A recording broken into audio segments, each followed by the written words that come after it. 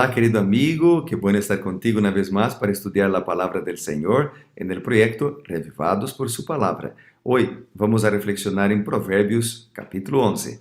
Quisiera invitarte antes a orar. Padre amado, alabado sea tu nombre, Señor, por la oportunidad que tenemos de estudiar tu palabra. Ahora pedimos sabiduría una vez más para comprenderla y practicarla también. En el nombre de Jesús, amén.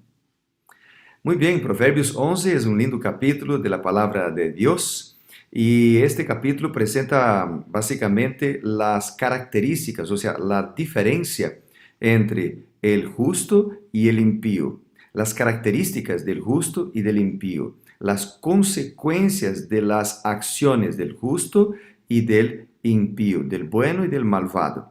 Así que yo quisiera reflexionar contigo entonces en estas características que el capítulo presenta. Bueno, hay algunos nombres, algunas identificaciones, tanto para el justo como para el impío que el capítulo presenta. Entonces, por ejemplo, el versículo 2 dice, llama a los impíos de soberbios y dice que ellos cosecharán deshonra, ¿verdad? Después llama en comparación a los justos de humildes y cosecharán sabiduría. Después llama a los justos de íntegros, de rectos, y a los impíos de pecadores. Y dice que a los pecadores les destruirá su propia perversidad. Después dice acá en el versículo 5, llama a los justos de perfectos. No es que los justos no tienen ningún tipo de pecado, porque en el versículo 6 se explica lo que significa ser perfecto. Dice que los justos son rectos. Entonces, los perfectos, es decir, los que son rectos, íntegros, fieles, estos se endereza su camino. Pero los impíos, que aquí son llamados de malvados, caerán por su propia impiedad, es decir, cosecharán sus propias siembras. O sea, nosotros cosechamos lo que plantamos, ¿verdad? Y acá el capítulo presenta muy bien esto, que no hay ah, una, una siembra que no tenga una cosecha. Si sembramos el bien, cosecharemos el bien. Si sembramos el mal, cosecharemos el mal. Bueno, el versículo 7 llama al que es impío de malvado y dice que su destino es la muerte. Y más, el versículo 7 dice que cuando muere el malvado, perece su esperanza. La más grande esperanza que el justo tiene, además de todas las bendiciones que el Señor le da acá en la tierra, es la esperanza de la segunda venida de Jesús, que es presentada a lo largo de alrededor de 2500 veces en la Biblia.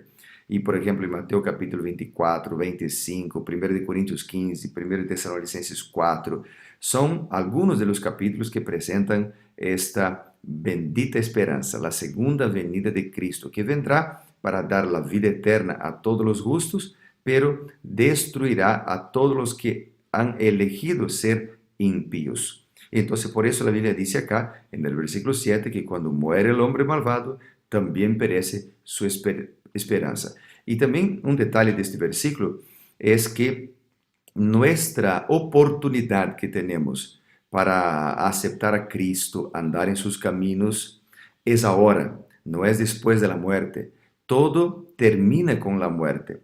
Cuando una persona muere y cierra sus ojos, entonces después abrirá sus ojos en el día de la resurrección para ver a Jesús volver en las nubes de los cielos. No habrá otra oportunidad. La oportunidad que tenemos para aceptar la esperanza, aceptar a Cristo, es ahora. Por lo tanto, Jesús toca en la puerta de nuestro corazón y llama para que podamos abrir la puerta. Y si abrimos, porque la decisión está en nuestras manos, si abrimos la puerta de nuestro corazón, Jesús entra para transformar nuestras vidas, para traer alegría, para traer esperanza, para arreglar lo que está roto, ¿no? Entonces, abre la puerta de tu corazón para Jesús. No tardes más. Jesús te está llamando para que seas justo, transformado por su Santo Espíritu. Bueno, también encontramos acá otras calidades o nombres dados a los justos y a los impíos. El versículo 8, el justo es llamado de justo y dice que él es librado de la tribulación, pero el impío, que es acá llamado de hipócrita en el versículo 9, él daña a su prójimo, no respeta a su prójimo. Y también esto se repite en el versículo 12, que dice que el impío acá en el versículo 12 es llamado de aquel que carece de entendimiento. Y dice que éste menosprecia al prójimo. Y esto es algo interesante porque el que es justo ama el prójimo. Las palabras de Cristo, por ejemplo, en Mateo 22, versículos 37 y 39, Jesús dijo: amarás al Señor tu Dios con todo tu corazón, con toda tu alma, con toda tu mente. Y dice que este es el primer gran mandamiento, el grande mandamiento, pero el segundo y también grande mandamiento es: amarás a tu prójimo como a ti mismo. Entonces, Jesús nos ha ordenado amar al prójimo, pero el impío, que acá es llamado el que carece de entendimiento, este menosprecia el prójimo. Bueno, ¿qué más tenemos acá en el capítulo sobre los justos y los impíos? Dice que, versículo 14, donde no hay dirección sabia, el pueblo cae. La seguridad está en los muchos consejeros. Y voy a volver en este texto al final. El versículo 17 dice: su alma hace bien el hombre misericordioso. A su alma hace bien el hombre misericordioso. Viste que justo acá es llamado de hombre misericordioso, porque él sigue los pasos de Dios, que es misericordioso. La naturaleza de Dios es misericordia. Pero acá el impío es llamado de cruel, y dice que él se atormenta a sí mismo, porque el peor mal que el hombre impío hace no es para el otro, sino para sí mismo. Porque el bien que hacemos para las otras personas cae o caerá sobre nosotros mismos. Es lo que dice, por ejemplo, el versículo 24. Dice: hay quienes reparten y le es añadido más, y hay quienes retienen más de lo justo y acaban en la miseria.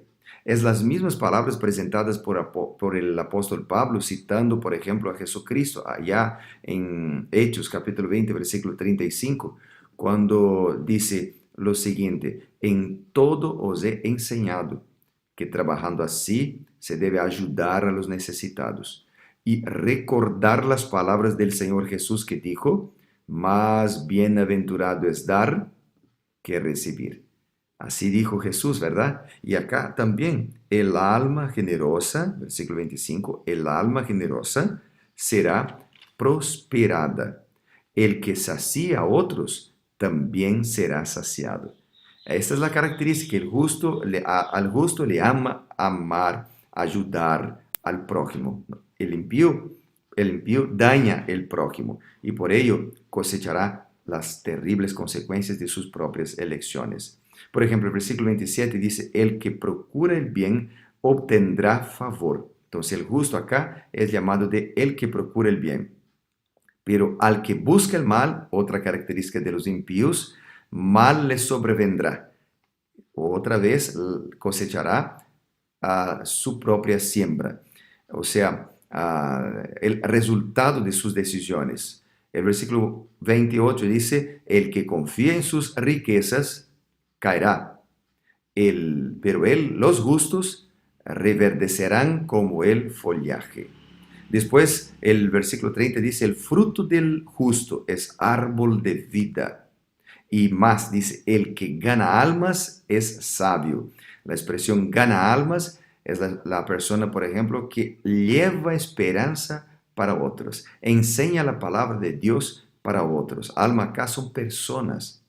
Y aquel que está interesado en compartir la palabra de Dios, en compartir Jesucristo para otros, en compartir las buenas nuevas para sus amigos, será sabio, obtendrá sabiduría, obtendrá la bendición del Señor, crecerá en su fe, obtendrá alegría que nadie más tiene, solamente aquel que ora, que lee la Biblia y que comparte la esperanza. Y por hablar en orar y leer la Biblia, yo quisiera volver al versículo 14. Y acá en el versículo 14 nosotros encontramos entonces, querido amigo, la receta, digamos, para ser justo.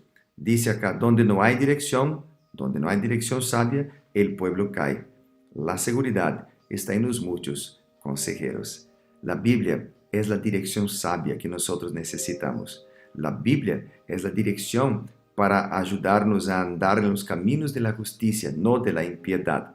Por lo tanto, Dios te está llamando hoy para ser un lector, un estudiante de la palabra del Señor, de tomar tiempo para orar y de tomar tiempo para compartir esperanza para tus amigos, porque solo así vamos a elegir bien con la multitud de consejeros que hay en la Biblia. Claro, es bueno antes de tomar una decisión escuchar la opinión de varias personas, de expertos, ¿verdad? De los más experientes. Esto nos trae seguridad para tomar decisiones correctas. Pero la opinión de los padres, ¿verdad? De un discipulador. Pero antes que todo, escuchar la opinión de Dios que está en la palabra del Señor. Si así lo hacemos, seremos muy, pero muy bendecidos. Que Dios te bendiga en esto. Vamos a orar. Padre amado, alabado sea tu nombre por la oportunidad de estudiar tu palabra cada día para ser bendecido con sus consejos. Ahora entregamos todo lo que tenemos en tus manos, pues oramos, Padre, confiados en ti, en el nombre de Jesús. Amén. Que Dios te bendiga.